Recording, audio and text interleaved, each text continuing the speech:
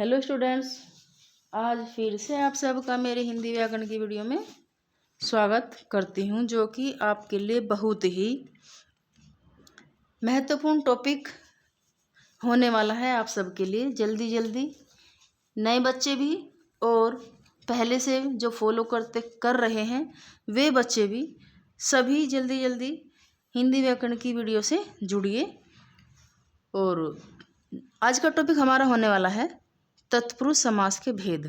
तत्पुरुष समास के कितने भेद होते हैं, कितने भागों में बांटा गया है और क्या क्या उनकी विभक्तियों का लोप होता है, करण तत्पुरुष में कौन सी विभक्ति का लोप होता है और संप्रदान तत्पुरुष में कौन सी विभक्ति का लोप होता है। आज हमें यही सब इस तत्पुरुष समास के भेद के अंदर पढ़ना है। चलिए शुरू करते हैं तत्पुरुष समास।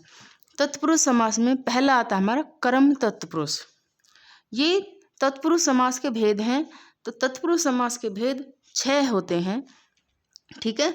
तो पहला हमारा आ जाएगा कर्म तत्पुरुष, जिसमें विभक्ति का लोप होता है को का।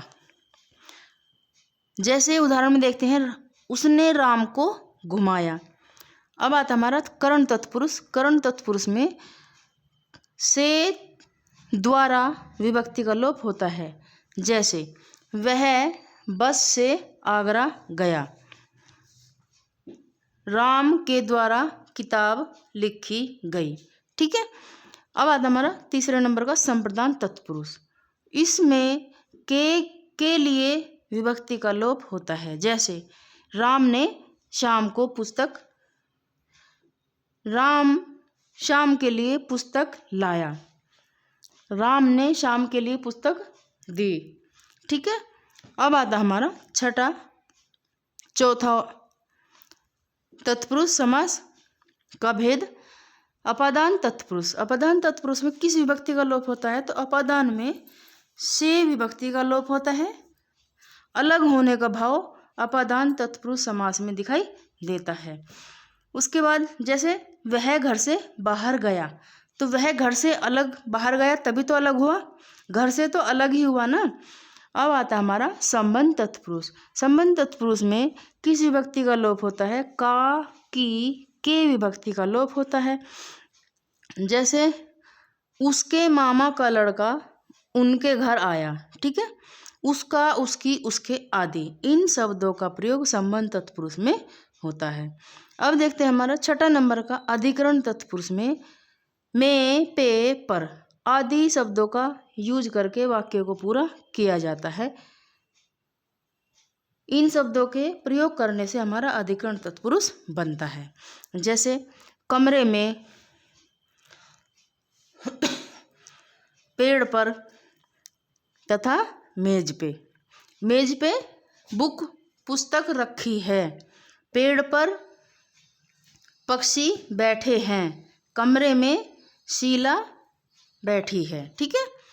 इसी तरह से अब देखेंगे हम उदाहरण सहित इन सभी समास के भेदों को। तो पहला हमारा कर्म आता है। कर्म तत्पुरुष समास का भेद कर्म। जैसे जेब कतरा, जेब को कतरने वाला, ठीक है। मरना आसन, मरण को आसन, यानी कि जो मरने के जिसके मृत्यु निकट हो, ठीक है। गिरह कट, गिरह को काटने वाला, ठीक है। अगला आता हमारा करण तत्पुरुष अकाल से पीड़ित। अकाल पीड़ित यानी कि अकाल से पीड़ित। अब आता हमारा करण का दूसरा उदाहरण कष्ट साध्य। कष्ट से साध्य यानी कि कष्ट से घिरा हुआ। तुलसी कृत, बताया था ना, करण में से द्वारा, तुलसी कृत, तो तुलसी के द्वारा रचित, ठीक है, तुलसी के द्वारा रचित। अब आता हमारा तीसरा नंबर का तत्पुरुष समास का भेद। उदाहरण देखिए, रसोई घर, रसोई के लिए घर, यानी कि रसोई के लिए छोटा कमरा बनाया जाए। दूसरा उदाहरण आराम कुर्सी, आराम के लिए कुर्सी। तीसरा कुष्ठाश्रम, कुष्ठों के लिए आश्रम। ठीक है, इसके आगे चलते हैं हम। चौथा आता हमारा अपादान तत्पुरुष समास। अपादान में देखिए, पहला उदाहरण आता हमारा देश निकाला, देश से निकाला गया। दूसरा उदाहरण ऋण मुक्त, ऋण से मुक्त कर दिया गया। तीसरा उदाहरण आता हमारा आकाश पतित, आकाश से पतित। इसका अर्थ ये हो जाएगा आकाश से पतित, यानी कि अपादान विभक्ति, जो अपादान में जिस विभक्ति का लोप होता है उसका प्रयोग इन शब्दों का विग्रह करने पर हमें ये लोप विभक्ति का प्रयोग करना पड़ता है। अब आता हमारा क्रमागत, क्रम से आगत। पांचवा आता हमारा संबंध, संबंध तत्पुरुष समास।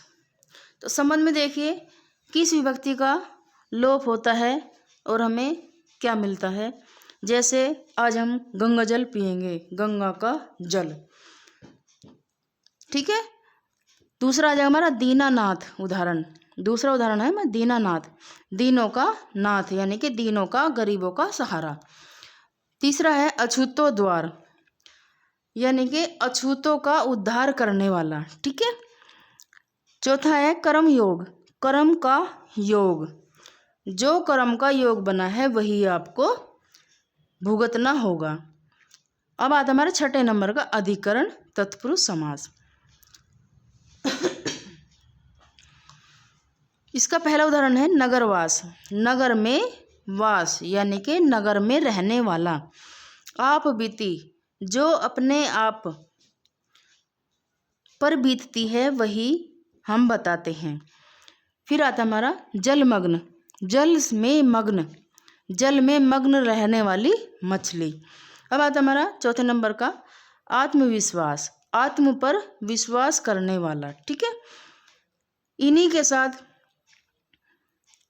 आत्म पर विश्वास या मेरे वीडियो पर विश्वास करने वालों के लिए अब यहाँ तक हमारे तत्पुरुष समास के भेद समाप्त हो जाते हैं। और आपकी जानकारी के लिए 2-3 प्रश्न मैं आपके लिए दे रही हूँ, जिनका आंसर आपको बताना है और सही सही बताना है। पहला प्रश्न होता है हमारा वनवासी शब्द में समास बताइए। सभी बच्चे जो भी कोई मेरी वीडियो को देखते होंगे, नए भी व पुराने भी, सभी मेरी वीडियो को एक एक कमेंट जरूर करेंगे और इस क्वेश्चन का आंसर जरूर बताएंगे। ठीक है, अगला क्वेश्चन आता हमारा प्रश्न नंबर 2, तत्पुरुष समास का उदाहरण है, क्या हो जाएगा? तत्पुरुष समास का उदाहरण हमारा आत्मनिर्भर भी हो जाएगा, क्योंकि इसमें क्या होता है, इसमें विभक्तियों का लोप होता है। आत्म पर निर्भर, यानी कि आत्मनिर्भर, अपने आप में निर्भर रहने वाला व्यक्ति हमारा तत्पुरुष समास का उदाहरण बन जाएगा। अगला प्रश्न आता हमारा गंगा तट पर कुछ लोग भजन कर रहे थे, रेखांकित शब्द में कौन सा समास है?